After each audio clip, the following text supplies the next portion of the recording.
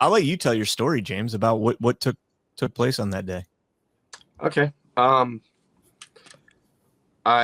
went to the National Monument, or the Washington Monument. I was with a group. We said a prayer, set off down the National Mall, and we ended up going to the food trucks, grabbing a good old taco snack there, and we finally arrived at the Peace Circle. And what we heard, and this is something that's not often told, but there were people on megaphones yelling that Trump was going to speak at the Capitol. And having heard the speech, you assume that that would be plausible. And there was a surge behind what you saw shown by the media, the police barricades going back and forth and what looked like an awful confrontation. We didn't see that back where I was. All we heard was Trump's going to speak at the Capitol. So the whole crowd surges forward. And then we see a police line, and it pulls back, and people move forward, and it pulls back. And next thing you know, everybody's in front of the West Plaza. And that's when things got a little weird. At that point, nobody was being violent. We're singing the national anthem, Pledge of Allegiance. And then they pulled out what looked like a SWAT team, and they started firing pepper bullets. A lot of people don't know these pepper bullets. They were out of date, and it was quite a cold day. Freezing. So they weren't vaporizing. They were penetrating through people's cheeks, visors. And these are all people who weren't being violent.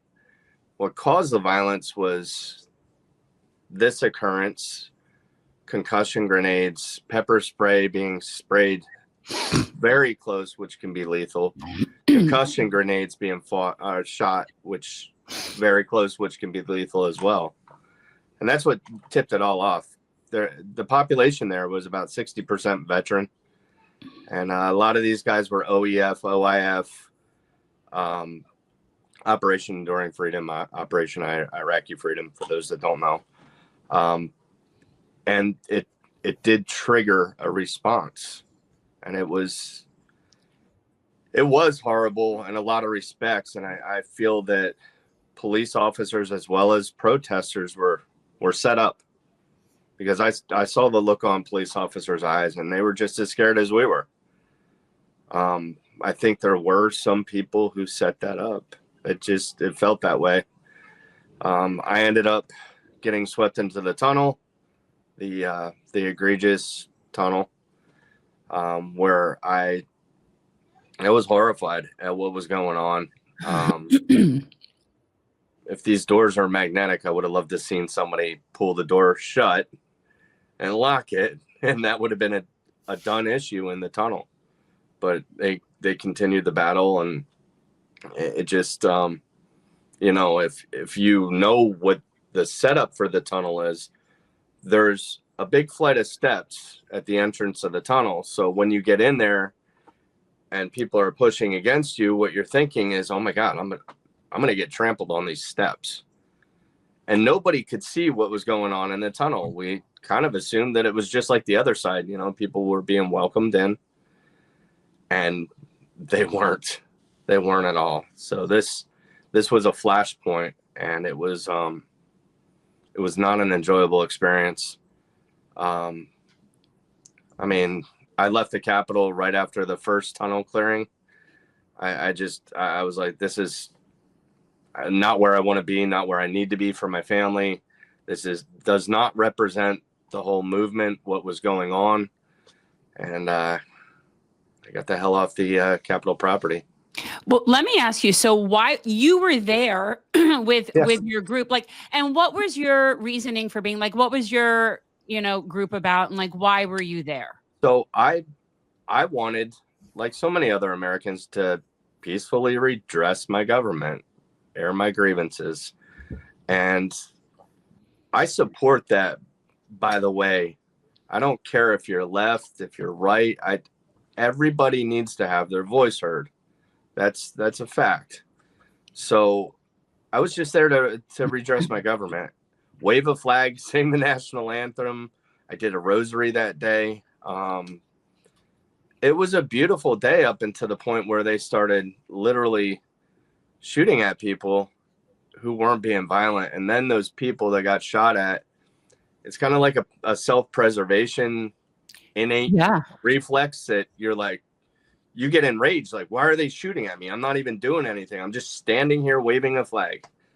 And it's the same on the right as what they do on the left. The same thing that happened there is the kind of stuff that happened at Black Lives Matter and is the same kind of stuff that happened at Cop City. And I actually saw some of that at Cop City. So they purposefully instigate and purposefully create violence so that they get to justify state violence, okay, and oppression of us. So apparently they do it on both sides. I mean, at least they do it equally, but that's what it sounds like to me. It sounds like to me, they knew damn well that they were dealing with groups of veterans, probably a ton of whom have PTSD, who knows? And then you just start instigating and poking and prodding and you get the result, you get the reaction that you're wanting. So this to me seems very purposeful and not necessarily intentional by the people that were there like you. Exactly. And that's the way I've said this so many times before. We were treated egregiously because all we wanted to do was exercise our First Amendment rights. And I find it interesting that the only one with a gun there actually ended up being an ex-federal officer. That was another interesting point for me. Scaffold guy. Yeah, the scaffold guy. And we didn't find out about that until like 5 months ago. That would have been like front page news if he stood up on the scaffolding and shot a gun twice in the air. And I didn't find out about this until about 5 or 6 months ago. Who did that? There was a random protester that was there. He turned out like James said. Was he an actual Fed or was he a CHS? He was a Fed. He was an actual Fed. Yeah. Exactly. So it's the same. This is another thing. So they're just obviously wanting to increase, because this was one of the biggest things that came out of Black Lives Matter was the increase in militarization, as if we needed that with our police departments. And so now the cop cities and all these things, and that and stuff like January 6th is just more support for their desire to just keep us completely oppressed. Well, and the thing that they do so beautifully, and I'll hammer this point, is they divide such a wedge between black, white, right, left, gay, straight, Catholic, Protestant. There's all these labels, and they drive a wedge so well that they get us fighting ourselves, which we the people. I don't care if you're liberal, conservative. It's we the people. We're a metamorphic conglomeration of wonderful things, right? So they get us fighting with ourselves. Meanwhile, they're literally screwing everybody behind their back with what they do in policy. And you can see it. I call it the Uni Party, because that's exactly what it is. That's what I say. I say it's like a unibrow, but a Uni Party. That's what I say. The Uni Party. That's really They're good. Both wings of the same bird, and that bird does not like us. It's establishment. It's not here for us. And after I got arrested for January 6th, I would sit there and I'd say, we saw this in the 1960s civil rights movement. We've seen this before, and the January 6ers experienced the same thing they were experiencing back then. You got arrested after the fact, right? Like, it wasn't like you were doing anything. You left. 18 months later. And then they squatted my home, pointed weapons at my 1.5-year-old daughter and my wife, and trashed the house. And what they do is they come in and then they'll turn all your cameras around.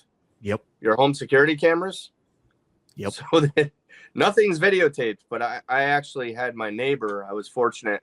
He videotaped my raid, and I'll send that to you offline later, but you can actually see it. That's crazy. The kind of I believe you, because I know that happens. I'm not delusional, but it's just more excuse for them to be more and more militaristic. That's what it feels like to me. And how did they, and this is probably sounding ridiculous, but I'm old and I'm not on social media, so excuse me. How did they find you? You were just some guy in a group in a tunnel that went home. Mm-hmm. So we had all of our ping data. All of our ping data. As somebody who has been to the National Mall and has been to the Capitol, I can assure you that every single street light, post, anything that surrounds that 2-mile radius. So it's just a matter of face recognition, and there is infrared, all types of cameras that are there. You just can't see them. So they admitted to using. Go ahead, James. Go ahead. No, they the night before, and I came in on January 5th. We were having a good time, Freedom Square and whatnot. We took a walk, and we happened to see they had set up cell phone towers or triangulated around the Capitol, and this is proven. And then they had a facial recognition tower up on the one building, which is not there anymore. And it was all set up the night before. Everything had been set up.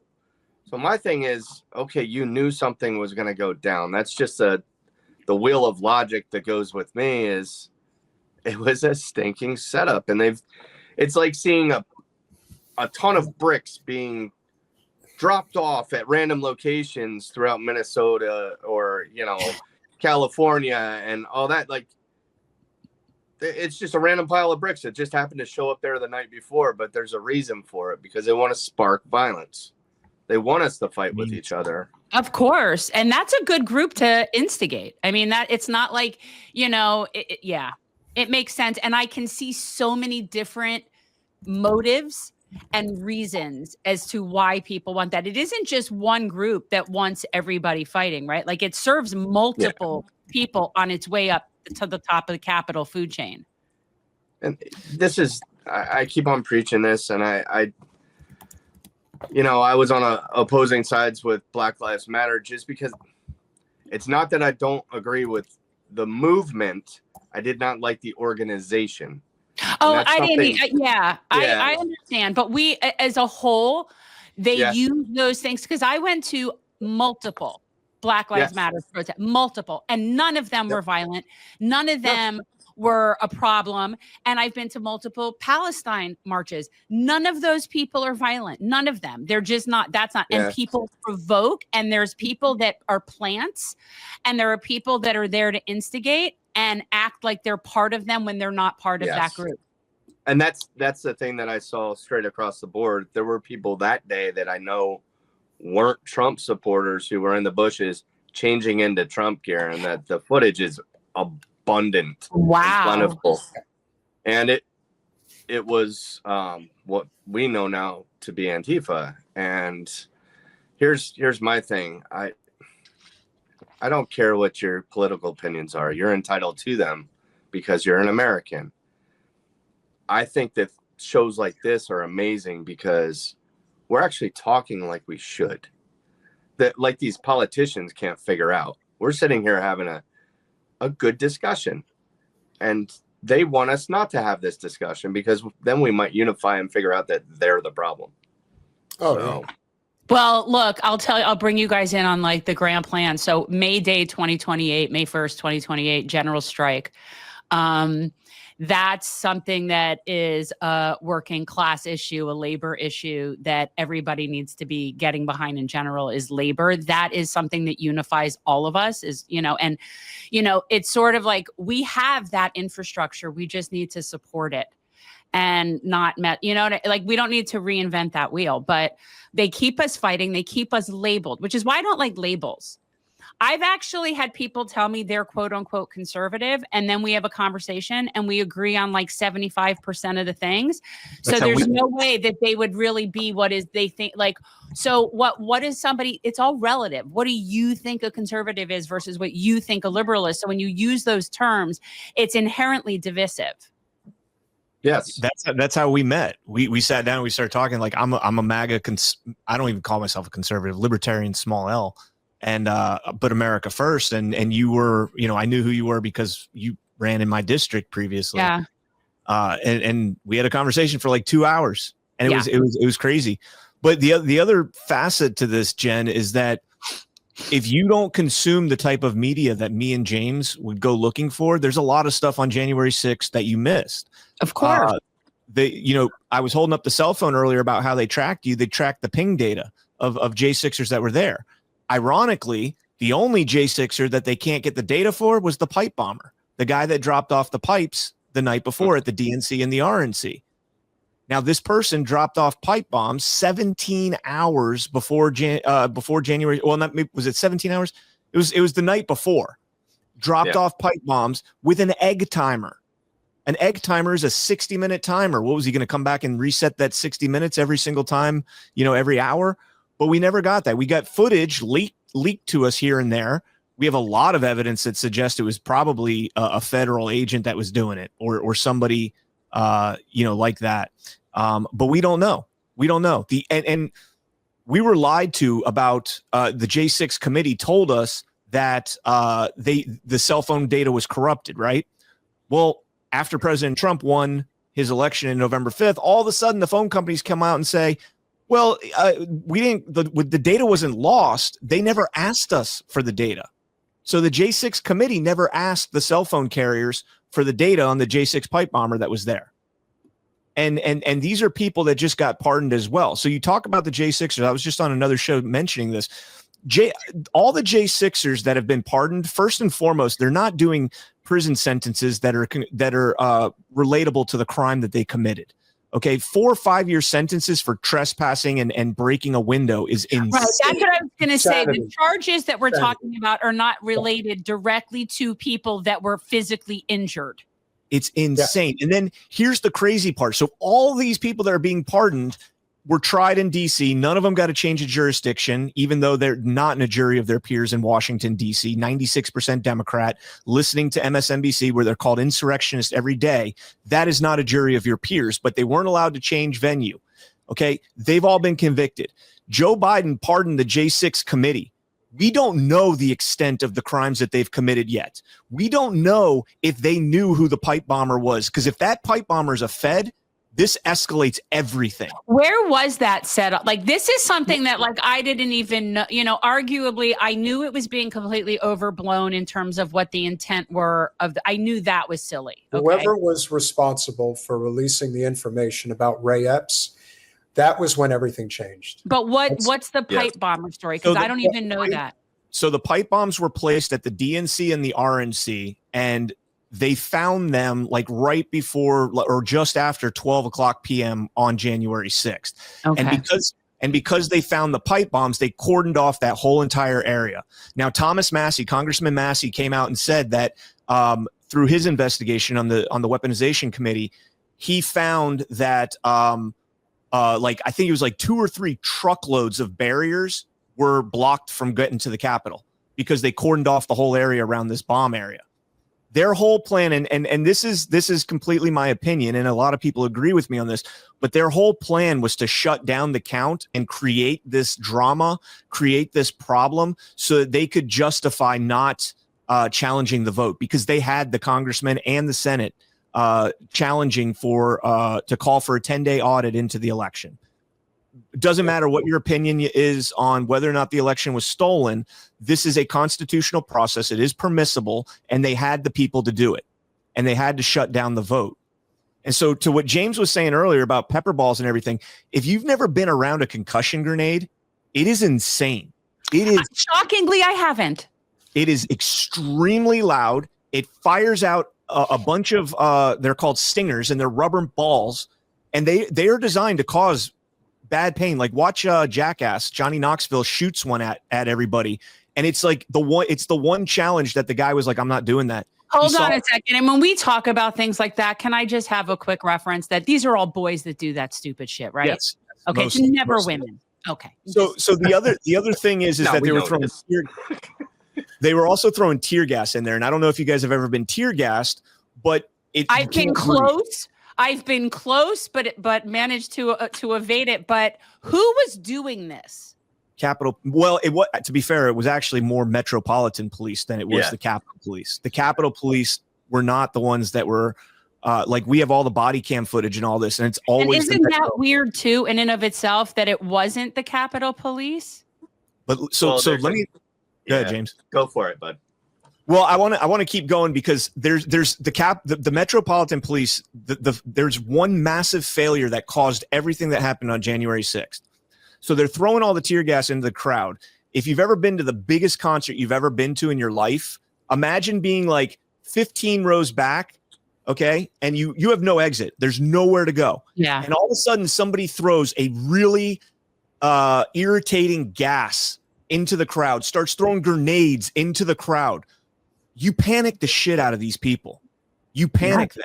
And they have no other option but to push forward to get clean air, to get out of the way of getting shot, to get these concussion. I mean, I'm not talking like 1 or 2 grenades. I'm talking like hurling them in there. Guys behind the line, we have their body cam where they're like, I'm out of ammo. Get me more ammo. Is that underneath? That was going on underground stuff? No. This footage I saw was the stuff that Jordan's cameraman got that they used. Like, that's the only footage that I saw where, I'm not sure where. This is police body cam of the Metropolitan cops that are on the front lines. You have a guy that's unhinged and grabs a taser and comes up, moves a cop out of his way and shoots a man that's just standing there, shoots him with a taser. Now, the key that blew everything wide open is there's one Metropolitan police officer that had a tear gas grenade, right? A gun. And he gives the gun to a guy and the guy says, where do I shoot it? And he says, shoot it up in the fucking rafters. And so he goes to shoot it up in the fucking rafters. This is all on body cam. Right. It's a dud. It's a short round. So the round only goes about 40 yards. It's supposed to go a couple 100 yards, 100 yards or so. And it goes like 30 or 40 yards. It's a dud. And it ignites and you see all this gas come out and you can watch this on video. Okay. They've got 2 videos. They've got a bird's eye view of the whole field that's got a timestamp and then the body cam foot. And I put the 2 of them together. Gary McBride, M5 News, put them together. And we've shown it to where when he has that short round, it gasses the entire line of police officers. All of the police officers who are the front line got gassed by that guy, and they all left. And then the crowd just walked in. They don't tell you. Nobody ever tells anybody this. Right. Of course not. Well, there was 2 parts of the story that never made any sense to me. The first one was Ray Epps, as I mentioned. You literally have somebody verified as an FBI agent, and you have footage, raw footage of him saying, we have to get into the Capitol. We have to get into the Capitol. And the other element is, this is the Capitol. No one is breaching this building unless they're allowed to. There is no of this, we're just going to break in. We're just breaking into the Capitol and they're just going to let us in. That is not going to happen. The only time you're getting in there is if somebody on the inside is saying, let him in. That's it. They have the footage of the guy that's inside and he's looking up at one of the cameras like he knows where the cameras are. And you see him looking up and he's pointing at the door and then he points at another door and then he goes over and opens it. Now, these are magnetically sealed doors. You're not opening that. You need like 10,000 pounds of pressure to break that magnet. And the guy is looking at the camera, pointing, and he opens the door. This is all the footage that was denied the J6ers. They were not allowed to get any of this footage for their defense. This is massive Brady violations, Brady violations. Yeah. And the other thing that doesn't get talked about enough, and you 2 men are Marines, as the saying goes, you're once a Marine, always a Marine. Yeah. There is also something to be said for people that understand trench warfare that the average American doesn't have a clue about, doesn't understand psychological warfare, why this was done. I have always maintained that we are living in a kind of faux pas society at this point. It is run by oligarchy. There is no question that the biggest issue that the oligarchy has with Trump is not that he's here to save America, but that he may accidentally spill the beans on the truth about our system. And that has always been the biggest problem they have with him. We're totally going over there to get the oil. That's the reason. And it's like, no. We cannot have the leader of the free world talking like this because that exposes our grift. It exposes the fact that we don't have health care. We don't have a living wage. We have the idea, when we talk about it's like drill, baby, drill, it's like, okay, that may seem good in the short term for people that benefit financially from investing in fossil fuels. But tell me if you would have a fracking well in your backyard, because I know I wouldn't. And we know that water is poisoned all over this country, whether it's in Flint, Michigan or East Palestine, Ohio. This is a huge crisis that gets to the heart of the problem here. We do not have a representative democracy in a constitutional republic. It doesn't exist anymore. And the sooner we come to that consensus as a nation is the faster we are going to unite around class war issues. This whole red blue bullshit. This has got to die. Like it's got to die, or we're going to die. And I don't want to die. I like living. I kind of enjoy it, and I'm a fan. I'm a fan.